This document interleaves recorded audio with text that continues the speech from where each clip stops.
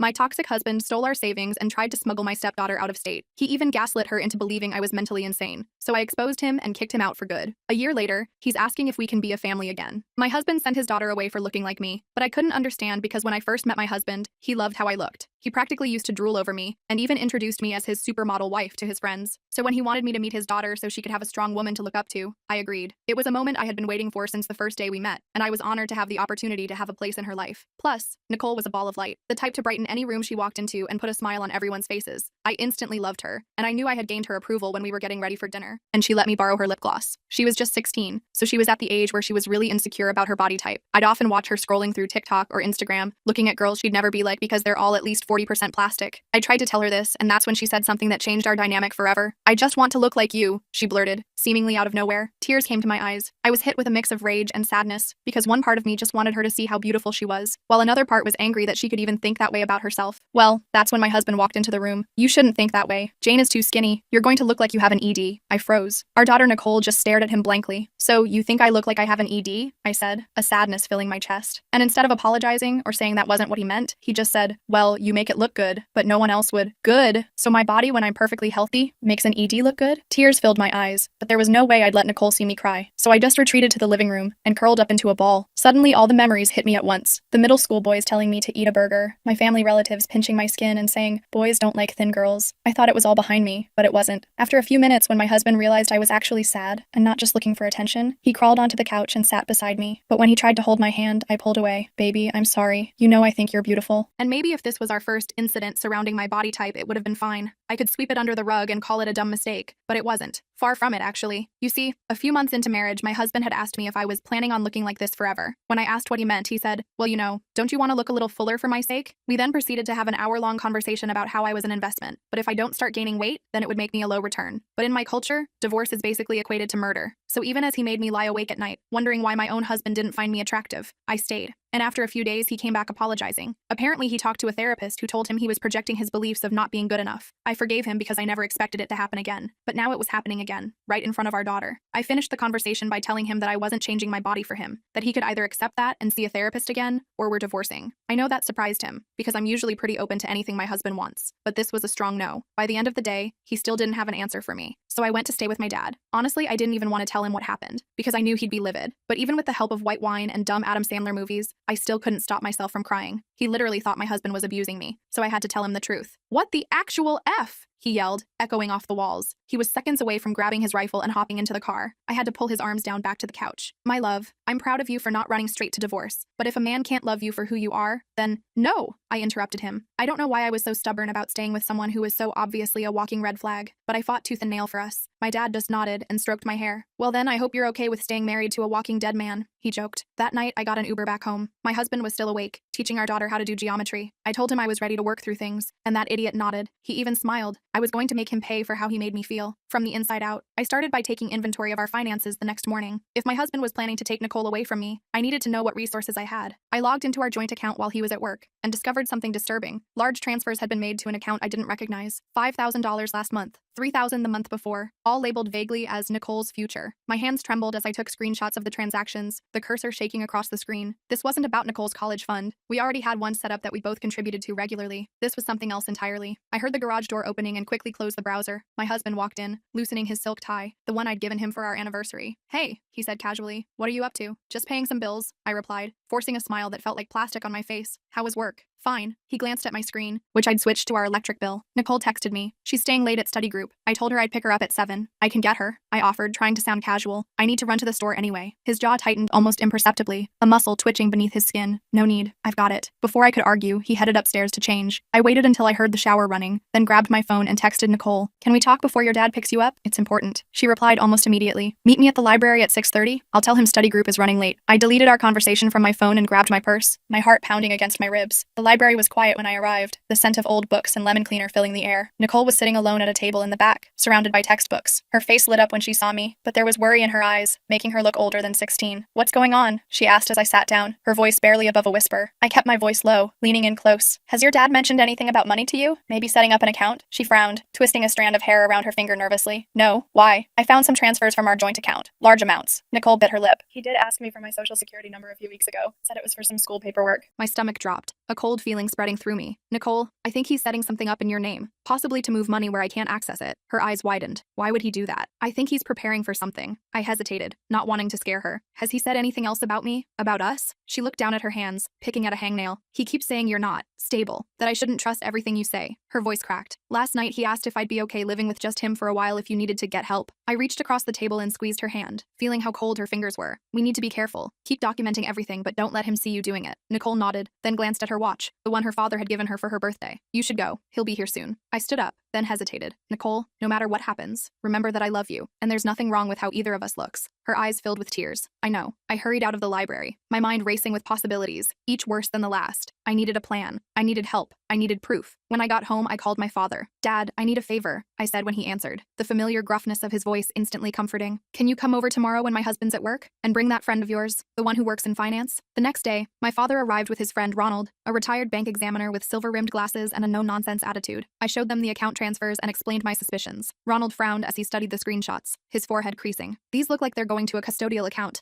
but the amounts and frequency are unusual for college savings. Could he be hiding assets? My father asked, his face darkening with anger, his hands clenching into fists. Possibly, Ronald said, adjusting his glasses, or setting up a financial situation that makes him look like the responsible parent. What can I do? I asked, feeling helpless for the first time in days. Ronald thought for a moment, tapping his pen against his notepad. Document everything, get copies of all financial records, and consult a lawyer, discreetly. After they left, I searched the house for any paperwork related to the mystery account. In my husband's home office, I found a folder labeled Nicole's Future, tucked behind some books on his shelf. Inside were documents for a custodial account with my husband as the trustee and Nicole as the beneficiary. The balance was over $30,000, money that had been siphoned from our joint savings over the past year. I photographed everything with shaking hands, then carefully returned the folder exactly as I'd found it. My hands were trembling so badly I nearly dropped my phone, the reality of what was happening finally sinking in. That evening, my husband was unusually attentive. He brought home takeout from my favorite Thai restaurant and suggested we watch a movie together, just the three of us. Like old times, he said, smiling at Nicole and me, his voice warm, but his eyes calculating. Nicole caught my eye across the room, and I could see her discomfort in the tight set of her shoulders. We both knew what was happening. He was creating a narrative, a picture of family harmony that contradicted what I'd been saying. During the movie, he kept making comments about how thin I looked, disguised as concern, each word dripping with false sweetness. Babe, you've barely touched your pad thai. Are you feeling okay? Jane, that shirt looks so loose on you. Have you lost more weight? Each comment was delivered with a smile, but his eyes were cold as winter. Nicole noticed too. I saw her flinch each time, her fingers tightening around her water glass. After Nicole went to bed, my husband sat next to me on the couch, putting his arm around my shoulders, the weight of it feeling like a trap. I've been thinking, he said, his voice gentle but with an edge I'd come to recognize. Maybe you should take some time for yourself. Get away for a bit. Focus on your health. I stiffened under his touch. What do you mean? You seem stressed. And you're getting so thin again. He squeezed my shoulder, his fingers digging in slightly. I'm worried about you. About your influence on Nicole, too. I pulled away from him, the fabric of the couch rough against my palms. My influence? She looks up to you so much, he said, his tone reasonable, practiced. But she's at an impressionable age. If she starts thinking your body type is the ideal, stop, I said firmly, finding strength in my anger. Just stop, he sighed, as if I was being difficult. A child who wouldn't listen to reason. This is exactly what I mean. You get so defensive about this topic. It's not healthy, Jane. I stood up, my legs steadier than I expected. I'm going to bed. As I walked away, he called after me, his voice honeyed again. I'm just trying to help. I love you. I didn't respond, the words tasting like ash in my mouth. In our bedroom, I locked the door and called my father again, my voice barely above a whisper. Dad, I need the name of a good lawyer. Tomorrow. The next day, while my husband was at work, I met with Abigail Barnes, a family law attorney my father recommended. Her office smelled of coffee and leather, and her handshake was firm and reassuring. I brought copies of all the financial documents I'd found, along with my journal detailing my husband's behavior. Abigail reviewed everything carefully, her expression growing more concerned as she read, occasionally making notes in a leather-bound notebook. This is a clear pattern of financial deception and emotional manipulation, she said finally, looking up at me with serious eyes. He's systematically undermining your relationship with Nicole while creating a paper trail that makes you look unstable. What can I do? I asked, my voice smaller than I intended. We need to act quickly, but carefully, she advised, leaning forward. If you confront him directly, he might escalate. We need to gather more evidence and prepare for what could be a difficult custody battle. Nicole isn't even my biological daughter, I reminded her, my heart sinking at the thought of losing her. But you've been her stepmother for years, and there's clear evidence that removing her from your care would be harmful to her, Abigail assured me, her confidence bolstering my own, especially given your husband's manipulative behavior. She helped me develop a plan, continue documenting everything, secure copies of all important documents, and prepare financially for independence. She also suggested I record conversations when legal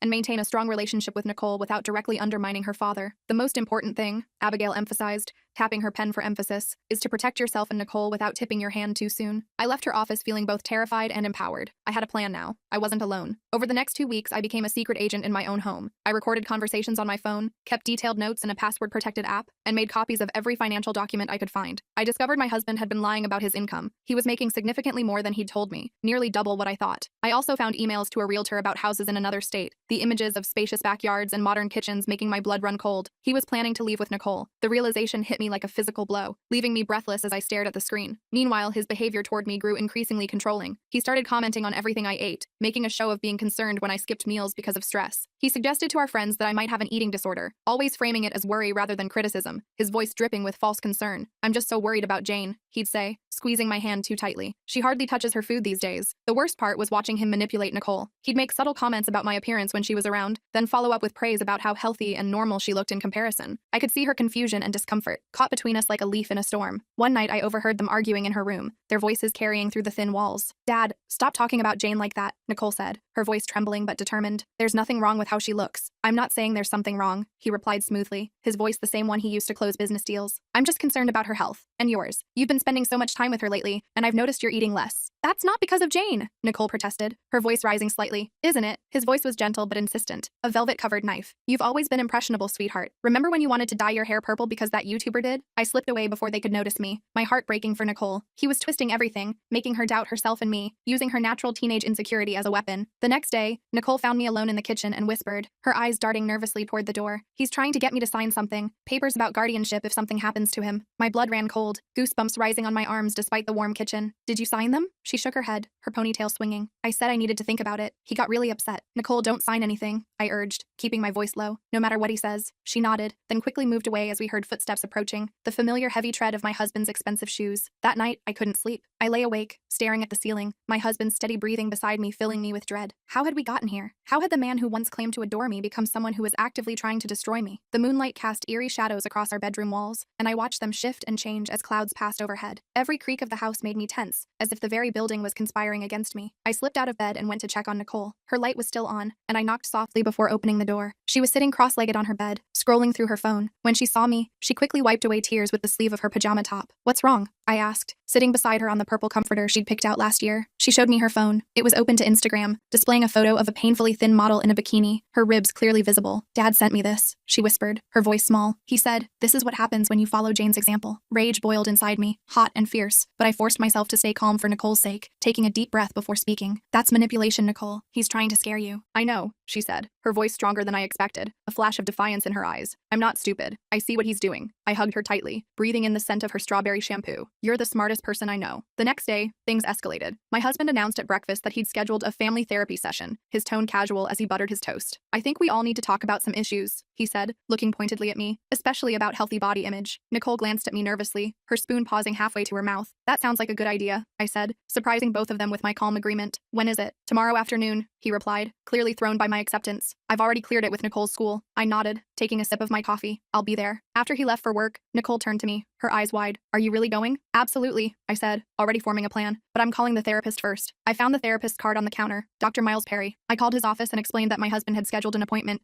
but that I had some concerns I wanted to discuss privately first. To my surprise, Dr. Perry agreed to see me that same day, his receptionist fitting me in during a last-minute cancellation. His office was warm and inviting, with comfortable chairs and soft lighting that seemed designed to put people at ease. The walls were painted a soothing sage green, and a small desktop fountain bubbled quietly in the corner, its gentle sound immediately calming my frayed nerves. Dr. Perry himself was a middle-aged man with kind eyes behind tortoiseshell glasses, and a thoughtful demeanor that immediately made me feel safer. "Mrs. Kowalczyk," he greeted me, his handshake firm but gentle. "What can I help you with today?" I took a deep breath and told him everything. The manipulation, the gaslighting, the attempts to turn Nicole against me. I showed him some of the text messages and financial documents, my hands shaking slightly as I passed him my phone. Dr. Perry listened without interruption, his expression growing more concerned with each detail, occasionally making notes on a yellow legal pad. "What you're describing," he said when I finished, his voice measured but serious, "sounds like emotional abuse and parental alienation. I'm troubled that your husband would use therapy as part of this pattern. Relief washed over me, making my eyes sting with tears. He believed me. What should I do about tomorrow's session? I asked, twisting my wedding ring nervously. He thought for a moment, tapping his pen against his notepad. Come to the session. I'll be aware of the dynamics now, and I won't allow him to use my office as a platform for further manipulation. In fact, this might be an opportunity to address these issues in a controlled environment. I left feeling cautiously optimistic, the weight on my shoulders slightly lighter. For the first time in months, someone with authority would witness my husband's behavior firsthand. That evening, my husband was unusually tense. He kept checking his phone and making excuses to leave the room for private calls, his voice a low murmur behind closed doors. I pretended not to notice, but my instincts were screaming that something was wrong, a familiar knot forming in my stomach. The air in the house felt thick with tension, like the atmosphere before a thunderstorm. Even the normal household sounds, the hum of the refrigerator, the ticking of the clock in the hallway, seemed amplified in the strained silence between us. After Nicole went to bed, he confronted me in our bedroom, his face tight with barely controlled anger. "Did you go see Dr. Perry today?" he demanded, standing between me and the door. My heart raced, but I kept my expression neutral, years of practice helping me maintain my composure. "Yes, I did. I wanted to make sure I was prepared for tomorrow." His face darkened, a flush creeping up his neck. "Prepared? What does that mean?" "It means I want this therapy to work," I said calmly, meeting his gaze steadily. "I want us to address the real issues in our family." He stared at me for a long moment, then his expression shifted to something softer, more calculated, a mask sliding into place. "I want that too," he said, reaching for my hand, his touch making my skin crawl. "I'm sorry if I've been harsh lately. I just worry about you, about us." I allowed him to hold my hand, fighting the urge to pull away. "I know." He pulled me closer, kissing my forehead. "Let's make tomorrow a fresh start, okay?" I nodded, not trusting myself to speak. As he held me, I could feel the tension in his body, the insincerity in his embrace. He was planning something. I was sure of it. The next morning, I woke to find his side of the bed empty, the sheets cold. I checked the time, 6:30 a.m. Usually he didn't leave for work until 8. I got up and checked Nicole's room, my heart pounding. Her bed was empty too, the covers thrown back hastily. Panic surged through me, hot and electric. I ran downstairs calling their names, my voice echoing in the empty house. No answer. My husband's car was gone from the garage, the space it usually occupied mockingly empty. With shaking hands, I called Nicole's phone. It went straight to voicemail, her cheerful greeting now ominous. I tried my husband next. Same result. I was about to call the police when I noticed a note on the kitchen counter, held down by the salt shaker. "Taking Nicole to see her grandmother before therapy. Back by noon. H." His mother lived 3 hours away in a retirement community. There was no way they'd be back by noon for our 1 p.m. appointment with Dr. Perry. I called my lawyer immediately, my fingers fumbling with the phone. "He's taken her," I said as soon as Abigail answered, my voice high with panic. "Left a note saying they're visiting his mother, but something feels wrong." "Stay calm," Abigail advised, her voice steady and professional. "Does he have a right to take her places without your permission?" "Yes, he's her father," I admitted, pacing the kitchen. "But this is different. We had the therapy appointment today. He knows I talked to the therapist yesterday." "Call his mother," Abigail suggested. "See if they're actually there or planning to be there." I hung up and called my mother-in-law, my fingers tapping impatiently as the phone rang. She sounded surprised to hear from me, her voice thin and wavering with age. "No, dear, I haven't spoken to them," she said. "Are they coming to visit?" My stomach dropped, a cold weight settling in my core. "They're supposed to be on their way to you right now." "Well, this is the first I'm hearing of it," she replied, confusion in her voice. "Is everything all right?" I thanked her and hung up, then called Abigail back, my voice steadier now, fueled by determination rather than panic. "They're not going to his mother's," I told her. "He lied." "I'm coming over," she said decisively. "Don't call the police yet. If he has legal custody, they may not consider this abduction. We need to be strategic." While waiting for Abigail, I searched the house for clues, moving from room to room with growing desperation. In my husband's office, I found his computer still on. He must have left in a hurry. I checked his browser history and found searches for flights to Arizona, where his brother lived, the screen showing multiple searches for one-way tickets. When Abigail arrived, her suit crisp despite the early hour, I showed her what I'd found, the evidence of his planning laid out on the screen. "He's planning to establish residency in another state," she said grimly, her lips pressed into a thin line. "It's a common tactic in custody disputes. If he can get Nicole settled there, it becomes much harder for you to fight for custody." "What do we do?" I asked, trying to keep the panic from my voice, my nails digging into my palms. "We file for an emergency custody order," she said, already pulling out her laptop from her leather briefcase, "based on the evidence of manipulation and financial deception, and we try to find them before they leave the state." While Abigail prepared the legal documents, I called everyone who might know where they were, my husband's friends, colleagues, even his brother in Arizona, who seemed genuinely confused by my call, his voice tinged with concern. Hours passed with no word, the silence of my phone increasingly ominous. The therapy appointment time came and went. I was beside myself with worry, imagining Nicole confused and scared, being told more lies about me, being taken farther away with each passing minute. The house felt impossibly empty and still, the ticking of the wall clock in the kitchen marking each second that passed without news. Then, at 3:42 p.m., my phone buzzed with a text from Nicole. "Airport, gate B12. Dad says we're visiting Uncle David for a few days. He took my phone, but I'm using the bathroom now. Help." I showed the message to Abigail, who immediately called the airport security, her voice authoritative as she explained the situation. "We need to get there now," she said, grabbing her keys from the table. "I've filed the emergency order, but it will take time to process. Our best bet is to intercept them before they board." We raced to the airport, Abigail calling contacts in family court the entire way, her voice urgent but professional. By some miracle, she managed to get a judge to verbally approve a temporary order preventing Nicole from leaving the state, her legal connections proving invaluable. At the airport, we rushed to gate B12, where a flight to Phoenix was boarding, passengers lining up with their boarding passes. I spotted them immediately, my husband holding their boarding passes, Nicole standing beside him, her face pale and strained, her eyes scanning the crowd as if looking for rescue. "Nicole!" I called out, my voice carrying across the gate area. She turned, her eyes widening with relief. My husband grabbed her arm, trying to pull her toward the gate, his fingers digging into her sleeve. "Jane, what are you doing here?" he demanded, his voice tight with anger but trying to maintain a calm facade. "Stopping you from kidnapping my daughter," I said, loud enough for nearby passengers to hear, several heads turning our way. He laughed, though I could see the panic in his eyes, the slight twitch in his left cheek that always appeared when he was cornered. "Don't be ridiculous. We're just visiting my brother. Tell her, Nicole." Nicole looked between us, then pulled away from her father, her movement decisive. "I don't want to go," she said clearly, her voice stronger than I'd ever heard it. "You said Mom was coming too." The lie hung in the air between us, exposing his deception. Several passengers had stopped to watch the scene unfold, their expressions ranging from curiosity to concern. Abigail stepped forward, presenting the court order to an approaching security officer, her manner calm but authoritative. "This man is attempting to remove a minor from the state against a court order," she explained. "We have reason to believe he's fleeing with her." The security officer reviewed the document, then turned to my husband, his hand moving to rest on his radio. "Sir, I need you to step aside with me." My husband's face contorted with rage,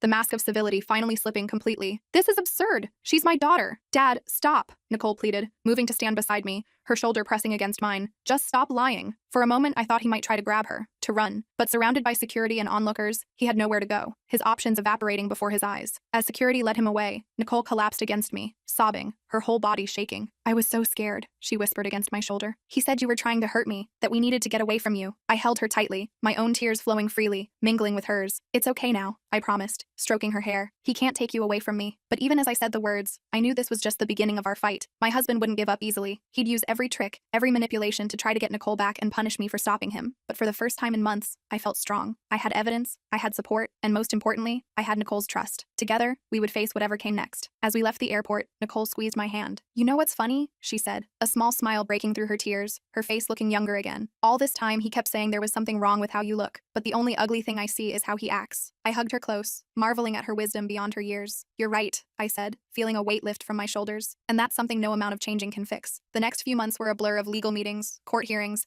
and rebuilding our lives piece by piece. My husband fought hard, but the evidence against him was overwhelming. The psychological evaluations revealed his controlling tendencies and the damage he was causing Nicole, the therapist's testimony particularly damning. In the end, we reached a settlement. I received primary custody of Nicole, with my husband granted supervised visitation that would be reevaluated after a year of therapy. The court sealed his psychological report, but with the condition it would be unsealed if he violated our agreement, a sword hanging over his head. Nicole and I moved into a small but bright apartment closer to her school, the walls painted in colors we chose together. She joined a body-positive art club and was thriving, her smile returning more often each day. I rediscovered my passion for photography, taking evening classes that brought me joy and a sense of purpose beyond survival. One evening, as we cooked dinner together, Nicole bumped my hip with hers and handed me a small tube, the cherry-scented lip gloss she'd let me borrow when we first met, the seal still unbroken on a new tube. "I thought you might want it back," she said with a smile that reached her eyes, "since it looks so good on you." I applied a little and struck a ridiculous pose that made her laugh, the sound filling our kitchen like music. "How do I look?" "Perfect," she said, hugging me tight, "exactly like yourself."